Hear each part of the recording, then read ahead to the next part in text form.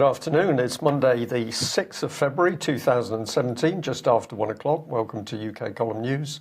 I'm your host, Brian Gerrish. With me in the studio, Mike Robinson. Well, it is particularly chilly here in Plymouth, and reports around the country are much the same. So we'll move on and get a bit of warmth into our news reporting. Before we go to the first slide, I'd just like to say that it appears that the BBC has suspended reality. But we'll come on to that in a moment. First of all, we would like to say Ladysmith released the tapes. And this is really an introductory piece on a very interesting incident in which this lady judge has apparently refused to release the tapes, which Robert Greene has been asking for. These are tapes of a previous court hearing in which Robert Greene says the judge made racist remarks. Interestingly enough, these were anti-English remarks. And Robert Greene has asked for the tapes to be released. Ladysmith has apparently said, I have listened to the tape and he doesn't say that. Therefore, I don't see why we should release the tape. So apparently we are to believe Ladysmith, even though members of the public who were present in that particular court hearing with Robert Greene are also of the opinion that the judge made racist remarks, sheriff, I should say. Interesting state of affairs where we just have the judges say, well, no, you believe me. I'm the person to say what's right, what's wrong, what's truthful, what's not. Just believe me. Release the tapes. Release the tapes. Well, this is the start of Channel 4's Fake News Week. We'll mention that again in a second. But since Hannah Arendt is getting so much coverage at the moment, people buying her books as a result of Trump and whatnot, I thought we'd just have a quote from her. She said, if everyone always lies to you, the consequence is not that you believe the lies, but rather that no one believes anything anymore. And of course, that's what is at the heart of the fake news agenda. Because if we are all convinced by the mainstream media, by our politicians, that everything that we see, everything that we read, everything that is on video, in images, that it's all fake, then of course we're left totally at sea, not knowing what to believe. And in the meantime, the agenda presses on. Well, let's look at a fake news story. Here's the Telegraph. This has been, I'm not singling out the Telegraph here because this has been similar headlines in other newspapers as well. Robot civil servants could save taxpayers cash by replacing 250,000 jobs. And they're citing a report from Reform, a public services think tank, which they say suggests that 90% of Whitehall's 137,000 administrative staff could be replaced with, quotes, artificially intelligent chatbots by 2030, saving $2.6 billion a year. This is total fake news. Well, okay, not total fake news, but the way that this is being presented is utterly fake. So here is the report, work in progress, that they cite. The only time that 250,000 is mentioned in this entire document, they say a failure to learn from mistakes pervades healthcare. There's an estimated 12,000 avoidable deaths each year in hospital, but it is unknown which deaths these are of the total 250,000 hospital deaths. So that's the only time 250,000 is cited by the document with reference to hospital deaths. So I'm not quite sure where the Telegraph gets the comment, but they also Telegraph quotes the phrase artificially intelligent chatbots. This phrase does not appear in this document anywhere. Yeah. So where's the Telegraph getting this? Well, I believe that what the Telegraph has done is they've gone to other sources which are cited by this report and looked at those and pulled out some information from that. But nonetheless, their news report is incorrect. It's inaccurate. So what the report says is that some public services are already delivering the vision of HM. Revenue and Customs has reduced the numbers of administrative staff from 96,000 to 60,000 over the last decade through expanding online services and providing better real-time information. It aims to reduce 11,000 more jobs as it aims to become more, quotes, diamond-shaped. Reductions of jobs must be done strategically, however, as a better way of working rather than salami slicing roles to make savings. By following this approach, Whitehall, the NHS and police can reduce headcount significantly. According to the oft-cited analysis by Oxford academics Frey and Osborne, many routine administrative roles have a 96% chance of being automated by current technology. Applying their calculations to current public sector numbers suggests that over the next 10 to 15 years, central government departments could further reduce headcount by 131,962, saving $2.6 billion from the 2016-17 wage bill. So that's 131,962, not 250,000. So, and they're talking about current technology, not future AI chatbots, and they're talking about online services which are currently being presented. And so this article I'm calling fake news because it's insightful. It's not quite accurate. It's perhaps promoting a dystopian future, but it's not something that's reality at the moment. And that's the pattern across many of the mainstream newspapers that we're seeing at the moment, coupled with the fact that they use journalistic articles from people who seem to have no in-depth experience in any of the topics they cover. So many of them are effectively bloggers who occasionally write an article for a mainstream newspaper. As I mentioned, Channel 4 Fake News Week starts tonight. They're kicking off on Channel 4 News at 7 p.m. tonight, apparently. I suggest everybody goes and has a look at it for the comedy value, if nothing else. I also suggest you go and have a look at the trailer for this, which is on the Channel 4 YouTube channel. It is fantastic.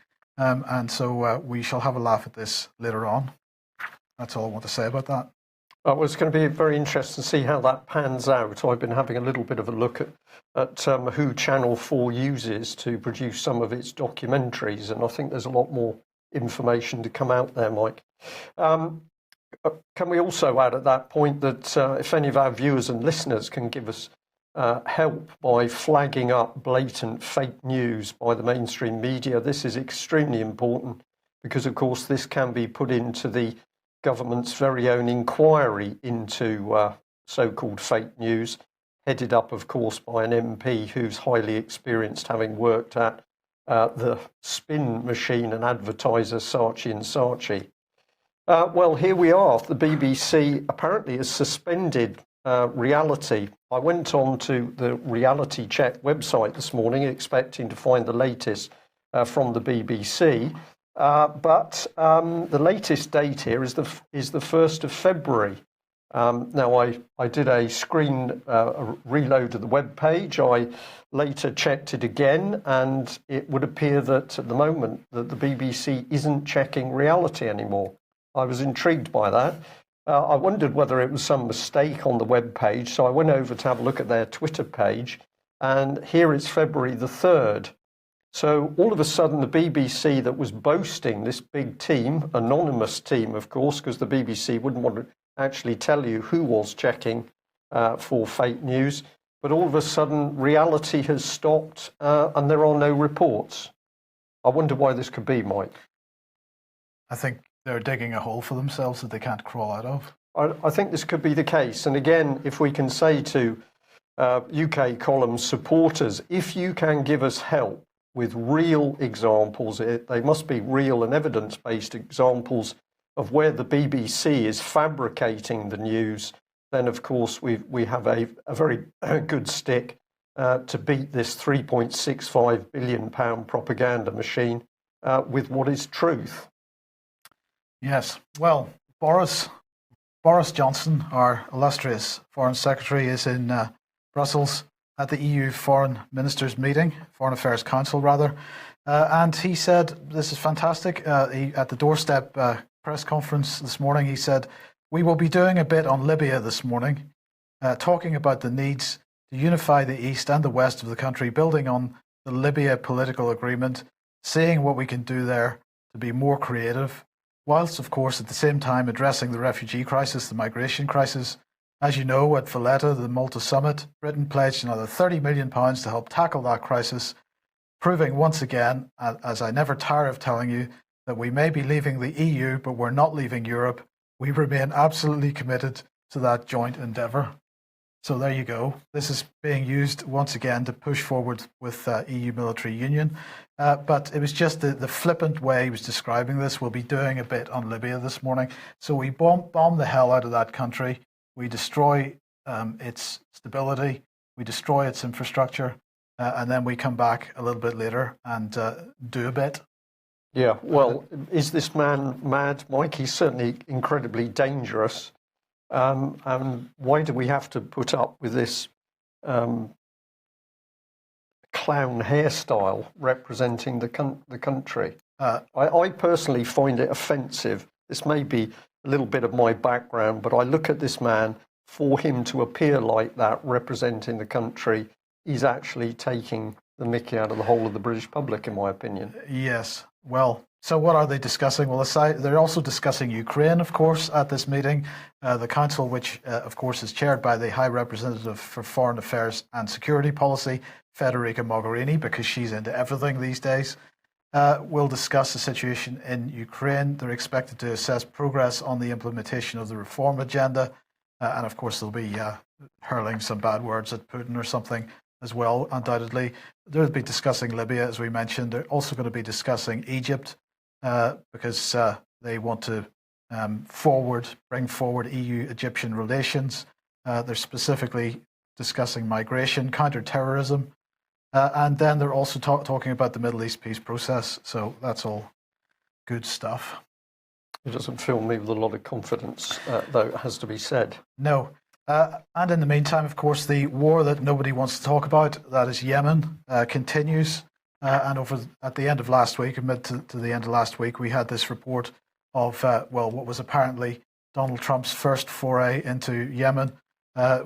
United States Commando raid, which apparently started a firefight. This was with Al-Qaeda in the Arabian Peninsula, AQAP.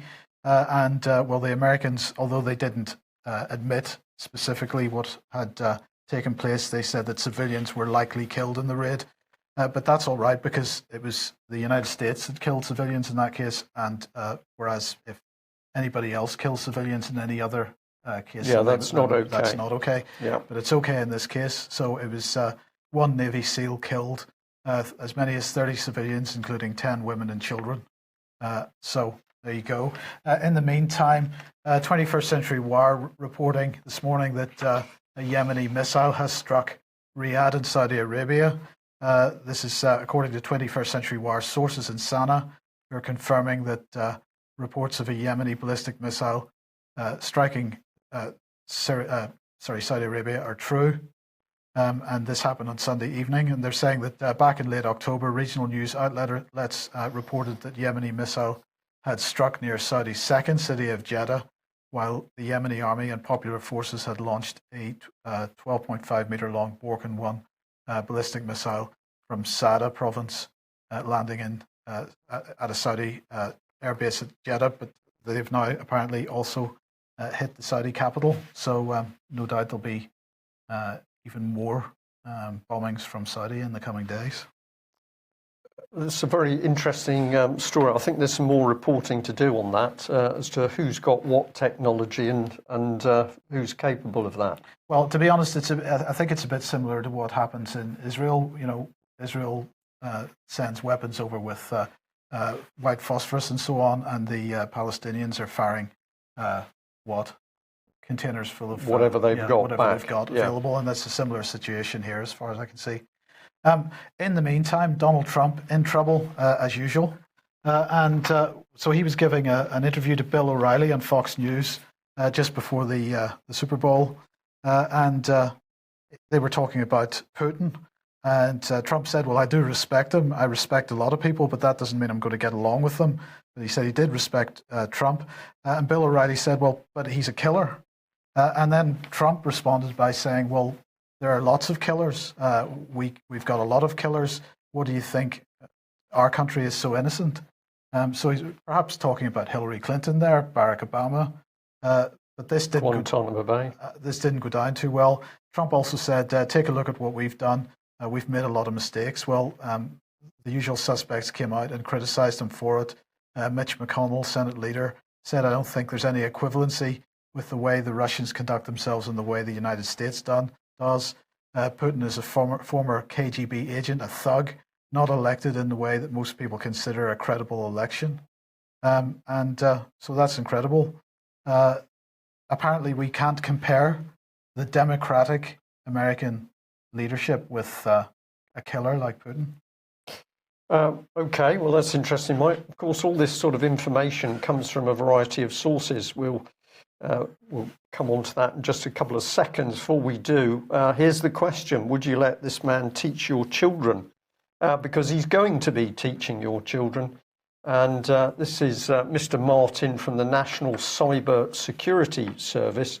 And we should remember, of course, that our illustrious former Chancellor, George Osborne. Thank you, George Osborne, was the man who went into none other than GCHQ, saying that clearly this organisation needed another £1.9 billion in order to do its job, which, of course, is to create all of the so-called intelligence, and I would add propaganda, around the terrorist situation in the world, which, Mike, you've just run through some of the areas. So why have we flagged this up? Well, we've taken the Gloucestershire Live story, but it's in other mainstream papers. It says that GCHQ is training teenagers to help the UK fight off cyber attacks. So the newly set up cybersecurity arm is going to be running residential courses for 2,500 teenagers this summer, as well as one-day courses for 11-year-olds called Cyber First Adventures. GCHQ is also offering work placements and bursaries to 1,000 of what it calls the brightest and best students by 2020 as part of a recruitment drive. It's also had a big recruitment drive for schoolgirls aged 13 to 15 as a plan to recruit more female spies, their word, not mine. And of course, Defence Secretary Michael Fallon has said Russia is weaponising information and accused Moscow of using the internet to disrupt critical infrastructure and disable democratic machinery in a series of attacks on Western countries. Well, now that's really important because, of course, one of the big stories that the BBC was covering this morning was the fact that David Beckham's emails were hacked, and it was the Russians that did that. It was the Russians. Well, that is a possibility. Okay. Yeah. Well, let's just follow through really what's going on here with GCHQ and having a good think about this organisation let loose with young children. So we've got GCHQ recruiting thousands of 11 to 15-year-olds. So we're down at the age where the children haven't even got to grips with numbers, but they're going to be taken under the wing of GCHQ to be taught about spying. They're going to go on training days and summer camps. And let's remember that they're young, innocent and highly impressionable. So they're going to be at the complete mercy of information and techniques used by GCHQ and other trainers. Spying is exciting. So I would suggest that the children will believe everything they're told, whether it's true or not. And at that point, we can say that all the material presented by GCHQ will be biased towards their view of the world. So that includes the right to torture and to kill terror suspects without trial, which of course is ideal material for young children.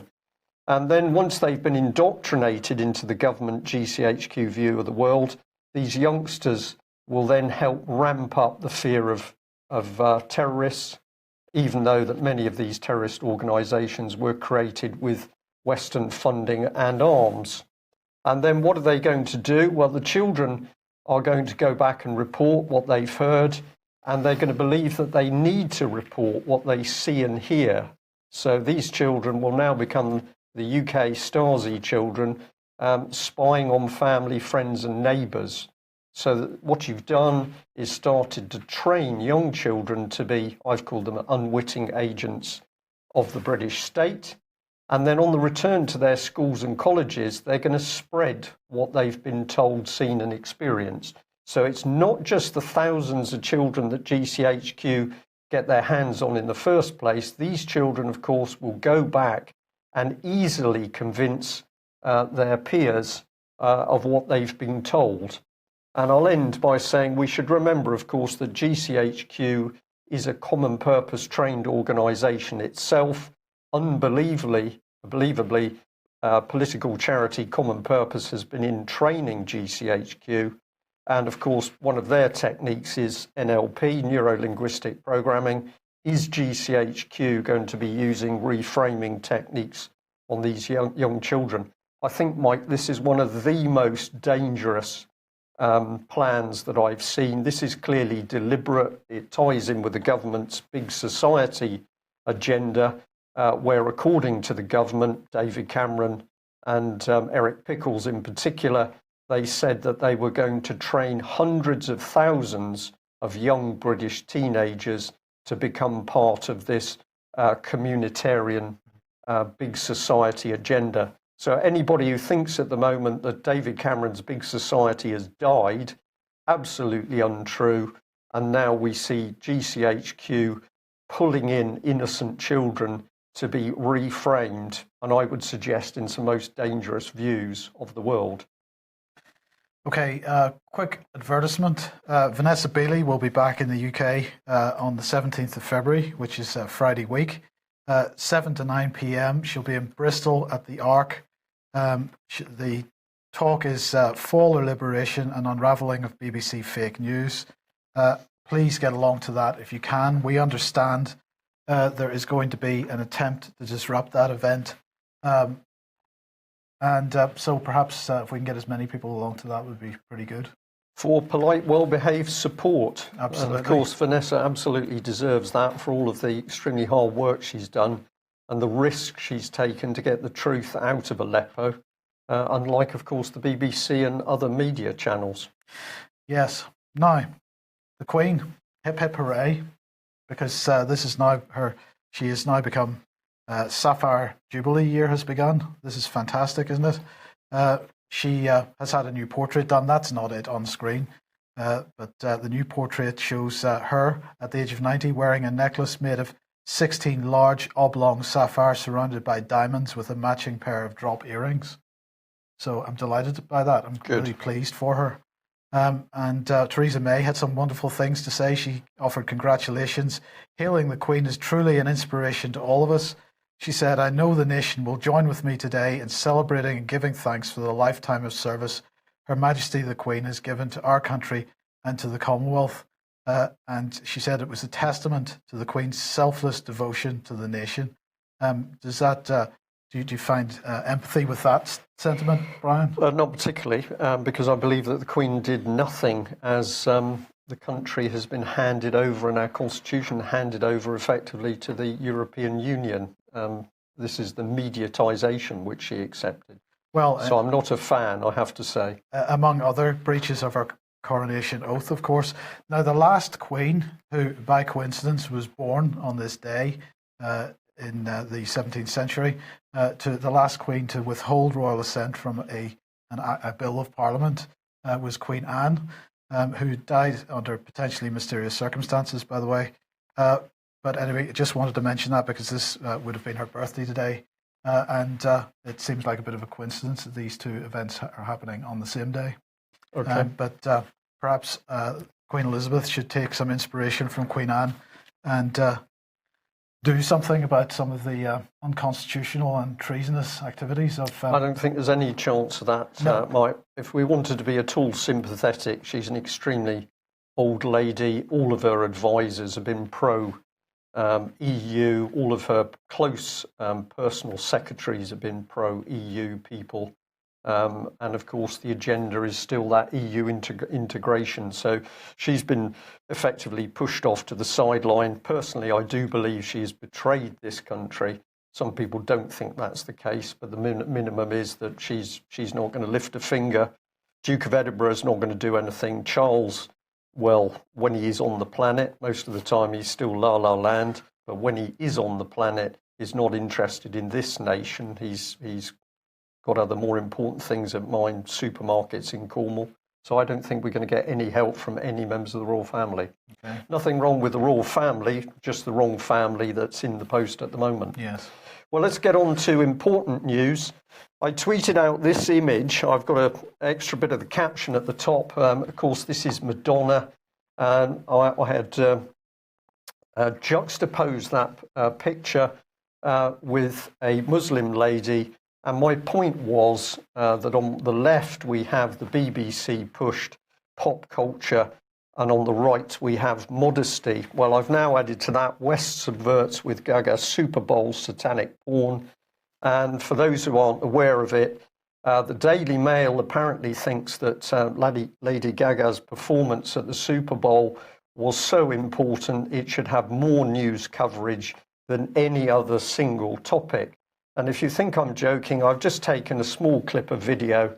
Apologise that this has got demo slapped over the top of it, but I'm still going to run it because it shows us the sheer madness of the British media at the moment. She blew the lid off. Lady Gaga calls for unity in electrifying performance at Super Bowl 51, singing America the Beautiful atop the stadium in Houston. So we're not really interested in what the President of the United States says, but Lady Gaga, just about wearing clothes, gets up and, well, let's have a look. I'll just have to talk you through it. But this is online. This is the Daily Mail. It goes on and on and on. Key feature, of course, is the demonic flames. We've got demonic stars either side of the stage. We've got provocative dress. Drones, Mike, 300 drones launched in order to give pretty effects in the sky and, of course, promote the drone technology. Are you looking at stars? Are you looking at drones? Nobody knows. The audience apparently going absolutely mad. This was the best thing they'd ever seen. This is high quality entertainment. On goes the flames. Less and less clothes, more and more provocative poses. Just a bit of mention that it was something to do with an American football game, but I think that was incidental. I almost don't know what to say. This is so unbelievably crass, but this is the culture, of course, that the West, through the BBC, through BBC Media Action, for example, is imposing on the values of Eastern societies. And I look at this and I say, what right do we have to get into any foreign country to change their system of democracy? This is utterly obscene, and well, the pictures say it all. Can we move on? We can. Yes. Okay. Sale of assets, Brian. This is something that we mentioned several months ago, but apparently we now have a report telling us a little bit more about the sale of assets in this country. This, of course, is government assets and particularly buildings. And this has come from the Cabinet Office. So maybe this is why the Treasury didn't know anything about this when I asked them, because the Cabinet Office and the Treasury never speak, it seems. No. The Minister of Transparency was, of course, Francis Maud. Maud. Yeah. Yes. So the government has reduced its estate by 300,000 square metres. That's good. That's going to save £176 million in running costs and bring £1 billion in total of running cost reductions. That's fantastic. So this is rationalisation of the estate, apparently, and it's reduced its size by a quarter. It's further £1 billion in capital receipts in 2015-2016. Of course, we don't know exactly what has been sold, and we don't know what's been done with the money. No, because it's difficult for the government to keep account of it all. It's tricky. That's right. So when I asked the Treasury anything about this, they said, we don't have this information. We don't know anything about it. It could be anything, really. So this is just possibly more fake news from the government this time, but you just can't possibly know. It is published, but unless the Treasury, is keeping a record of it, who knows what's going on. Chris Skidmore, who is the Minister for the Constitution, said, the way in which you're managing our buildings will bring about positive and lasting change. Yeah, this is talking about the close down of Westminster, I would imagine. But isn't this one of the 11, 13-year-olds who's going on the GCHQ course? I refuse to believe this is a minister. I think this is one of the youngsters that has been chosen to go to the donut. Well, in fairness, I found a copyright-free image of him, but I don't actually know when that image was taken. Okay, so he could be 13 then. Yes, indeed. Okay, so some genuinely interesting news now. This is John Brown, who, this is not Lord John Brown of fracking fame, by the way, just to clarify. This is John Brown, who was a Conservative MP from 1979 to 92, and then became Vice President of UKIP. And he was interviewed by Fox Business News on the 3rd of February, and he absolutely called for Glass-Steagall. He said that the takedown of Glass-Steagall was the cause of the current financial problems. And for anybody that doesn't know, Glass-Steagall was the act of the US government in the 1930s to split the investment banks from retail banks. So he said that, what he said was, at the root of the crisis is that America abolished Glass-Steagall when banks, which had to be secured for their depositors, began to get involved in investment banking, getting them into highly speculative instruments. I think that the reintroduction of Glass-Steagall, which separated banks from investment banks, should spread to Britain and other countries because it takes speculation out of banking, and hence the need for government to stand behind them with taxpayers' funds, which leads, of course, to more speculation, gambling with clients' money, and leads to taxpayer bailouts and more huge profits at these banks. The prices of banks are so high today because they reflect these exotic instruments which have such high returns. And to get back to dear old banking will be tough on earnings, so it's not popular, but it's the only solution. And he said, you see all this gambling, billions and trillions of dollars get wiped out.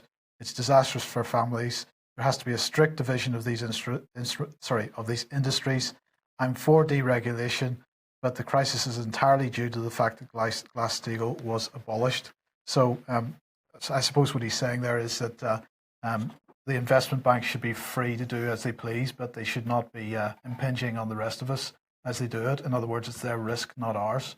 At present, it's our risk, not theirs. And so Glass-Steagall needs to come back.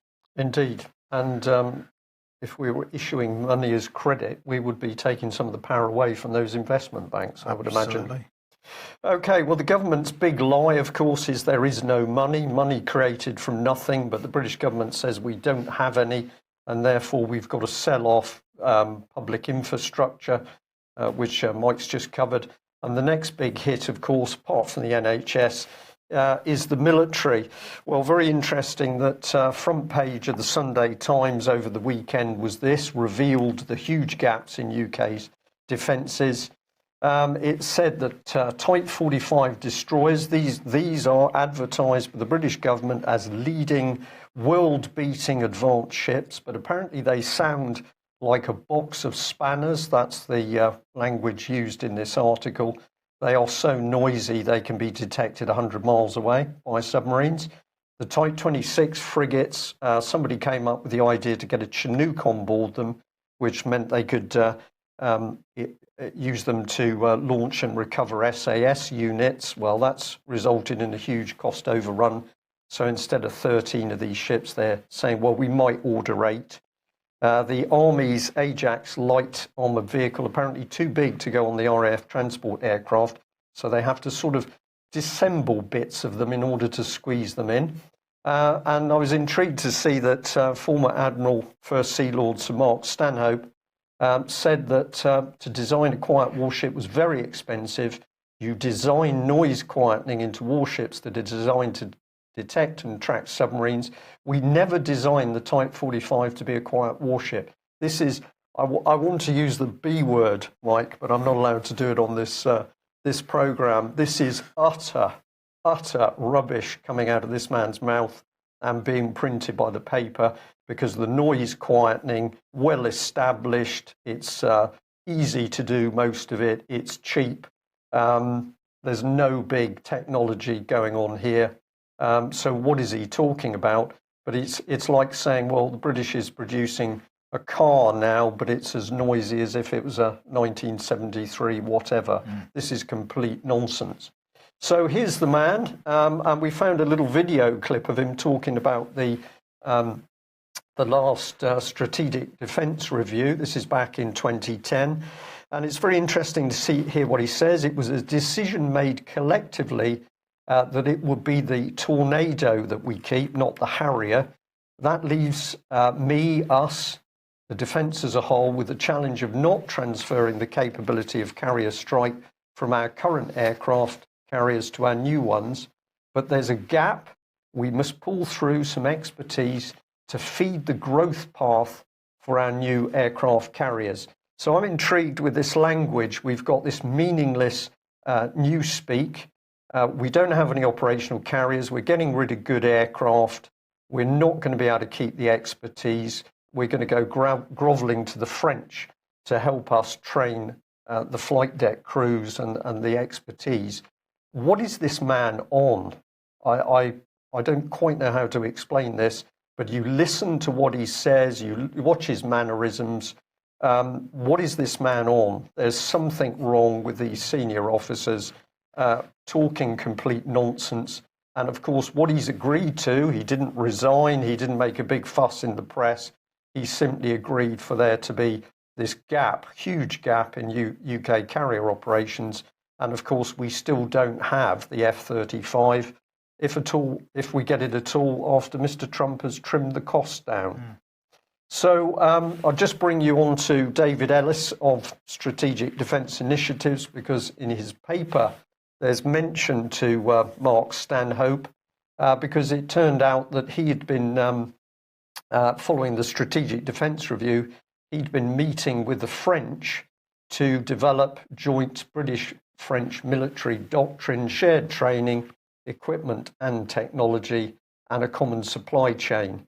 So this is collaboration that Stanhope was doing with the French, when perhaps he should be paying attention to what was going on in the British military.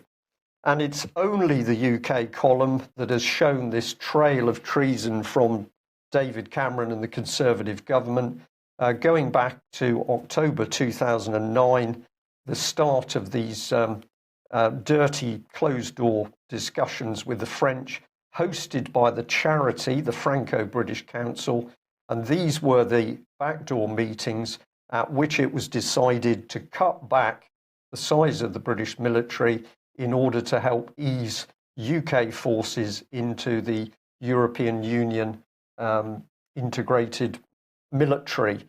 And that is continuing at a pace, even though Theresa May says that we're coming out of the EU. Utter lies. And finally, we just want to point a finger at the Royal United Services Institute. This claims to be an independent think tank. Here's Dr. Jonathan Isle, who happens to be a Romanian, but he's fully integrated in making decisions on British defence. And this was the team that met behind closed doors, I should say one of the teams that met behind closed doors in order to decide the future of Britain's military. French military, French politicians. We had Vice Admiral Paul Lambert there, who was Deputy Chief of Defence Staff Equipment Capability. Well, the capability of his equipment seems to be rather suspect. But we've also got Rusi there, centre stage. None of these meetings minuted, and none of the details made available to the British public at the time. So we'll just add these two gentlemen in. The first one here, John Louth. Now, he was mentioned in that Times article, but we note that he's worked as a senior advisor to the European Defence Agency on the development of pan-European procurement policies and practices. And this is exactly what David Ellis warned about, that the agenda has always been to destroy Britain's own ability to create what it needs for defence. And this is all to be pushed into a pan-European procurement system backed by a treasury.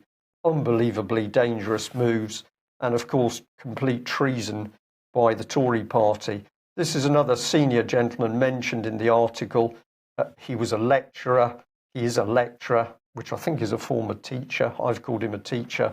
But of course, he's Chatham House, and he's also a defence advisor to Westminster. So who are these people, Mike? And where do they get the power to be working behind the scenes to change policies which are never discussed or debated with the British public?